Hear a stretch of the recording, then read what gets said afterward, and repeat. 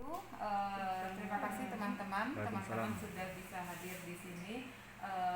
Izinkan pada kesempatan kali ini saya akan memaparkan atau apa yang saya dapat di klub online, yaitu tentang asesmen kompetensi minimum.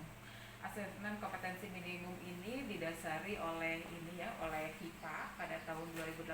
Ini penelitian bahwa siswa-siswi kita itu atau pelajar kita ini didasari dari 70% siswa ini memiliki kompetensi literal membaca di bawah minimum, kemudian 71% keterampilan matematika dan sainsnya di bawah minimum juga, kemudian 60% keterampilan sains di bawah minimumnya.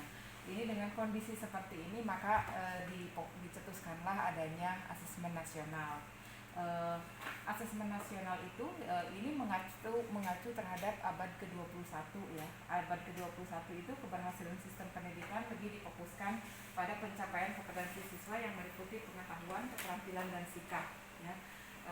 Seperti pada gambar tersebut di sini menyatakan bahwa ada kecakapan belajar dan berinovasi, kemudian kecakapan menggunakan teknologi dan informasi, kecakapan hidup untuk bekerja dan berkontribusi pada masyarakat. Ini yang diharapkan pemerintah oleh outcome atau siswa-siswi kita di abad 21.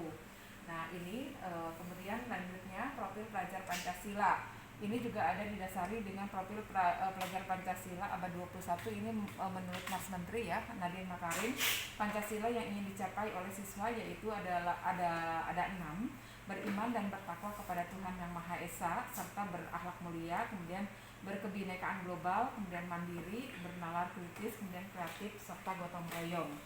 Selanjutnya ada 3 instrumen utama dari AKM itu sendiri, yaitu yang menjadi tolak ukurnya adalah asesmen kompetensi minimum yang disebut AKM, kemudian survei karakter, kemudian survei lingkungan belajar, di mana asesmen kompetensi minimum ini yang isinya adalah mengukur kompetensi mendasar literasi membaca dan numerasi siswa.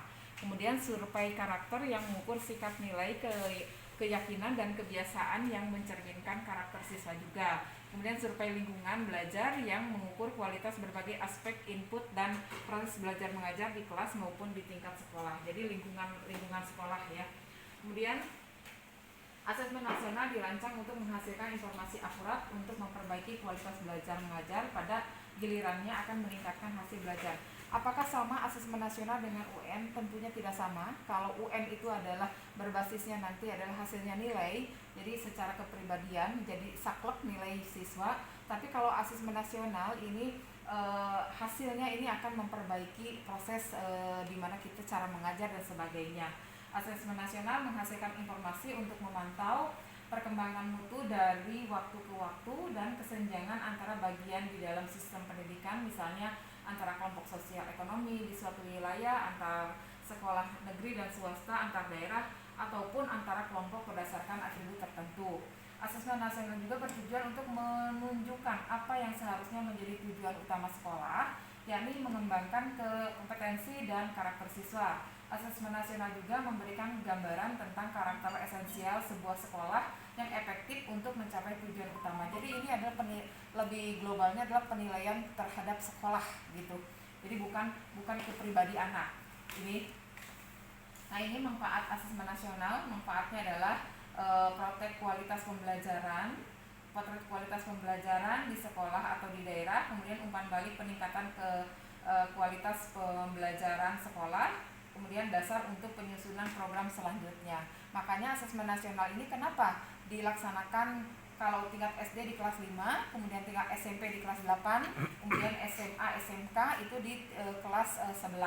Jadi di mana nanti hasilnya nanti akan kalau misalnya ada perbaikan gitu, ada perbaikan selanjutnya di mana ya nanti mungkin akan beragam ya, tinggi, sedang dan rendah. Di mana yang sedang dan rendah ini masih bisa diperbaiki. Itu perbaikannya adalah kita juga guru akan memperbaiki cara belajar mengajar kepada anak-anak. Perbandingan asesmen nasional dengan ujian nasional. Kriteria perbandingannya ada tujuan, kemudian jenjang penilaian, ini harusnya lebih besar ya. Kemudian level subsiswa, kemudian subjek siswa, kemudian model soal, secara nanti akan digambarkan.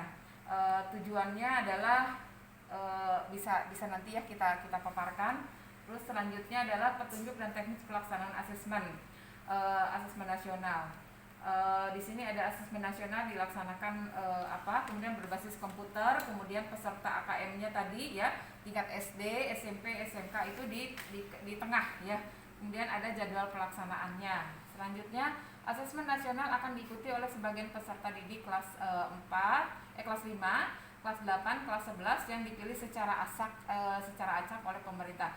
Waktu UN kan berarti kalau UN mah itu wajib semua ya kelas akhir ya, tingkat akhir. Tapi kalau asesmen nasional itu secara acak. Makanya di sekolah kita ini ada kebagian 50 anak ya. Jadi kriteria peserta AN ini seluruh satuan pendidikan, tidak semua murid, kemudian pemilihan sampel secara acak diambil dari kelas 5, 8, 11. Setiap peserta mengerjakan tes literasi, membaca, tes literasi numerik, survei karakter, dan survei lingkungan belajar. Nah, bentuk asesmen nasional, bentuk soalnya adalah pilihan ganda, kemudian ada pilihan ganda kompleks, kemudian ada menjodohkan, kemudian ada isian singkat, kemudian ada uraian ya. Nah, di sini berbagai macam tingkatan, berbagai macam level. Untuk kelas 11 yang akan kita ampuh ini mengerjakan 36 butir soal untuk mengukur kompetensi literasi, kemudian membaca 36 butir soal dan untuk mengukur kompetensi numerasi. Selanjutnya penilaian asesmen literasi membaca, komponennya ada konten, ada proses kognitif, dan ada konteks ya. Terus kemudian membaca tingkat SMA itu ada dua ya. Ada 2 untuk kelas 11 dan 12 akan belajar sesuai tingkat kognitifnya. Jadi ada 2 level ya kalau nggak salah. Ada 2 level. Level 2 literasi ini membaca teks fiksi, dan level pembelajaran 2 ini literasi membaca teks informasi. Jadi dibagi-bagi. Kemudian ada numerasi. Numerasi ini berkenaan dengan matematika ya. Numerasi merupakan suatu kompetensi yang mencakup pengetahuan, keterampilan, perilaku, dan disposisi yang dibutuhkan siswa untuk menggunakan matematika dalam cakupan dan situasi yang lebih luas. Jadi nanti kalau misalnya soal soal matematika itu akan beragam ya, berbentuk soal cerita. Dimana di sini memancing anak untuk membaca ya. Nah, ini komponen numerasi ya tadi ya, ada konten, kemudian ada proses kognitif, dan ada konteks. Penguasaan kompetensi literasi membaca dan numerasi siswa dikategorikan dalam 4 ya. Ini kurang besar ya. Literasi, kemudian numerasi dan numerasi ya. Terus kemudian perbedaan pembelajaran berbasis kompetensi dan berbasis konten. Ini ada perbedaannya, ada pembelajaran berbasis kompetensi, kemudian pembelajaran berbasis konten. Pembelajaran berbasis kompetensi pada mata pelajaran nanti ya akan dibahas secara lengkap. Kemudian ada hubungannya tidak AN itu dengan kurikulum? Sebetulnya hubungan dengan kurikulum ini sangat berkaitan erat. Segitiga dinamakan di sini adalah segitiga belajar. Jadi kurikulum, asesmen, dan pembelajaran. Di mana kurikulum di sini segitiga belajar tersebut ya, pembelajaran, kemudian asesmen, ini kurikulum ya. Saling berkaitan erat. Di sini pengajaran, belajar, dan murid ya. Selanjutnya ada nanti keterangannya, kurikulum seperti apa, kemudian pembelajaran seperti apa, dan asesmen seperti apa. Itu mungkin Bapak Ibu tentang asesmen nasional. Mudah-mudahan apa yang saya paparkan ini bisa membantu pemahaman Bapak Ibu berkenaan dengan asesmen nasional. Gitu. Demikian pemaparan saya tentang asesmen nasional. Wassalamualaikum warahmatullahi wabarakatuh. Waalaikumsalam warahmatullahi wabarakatuh.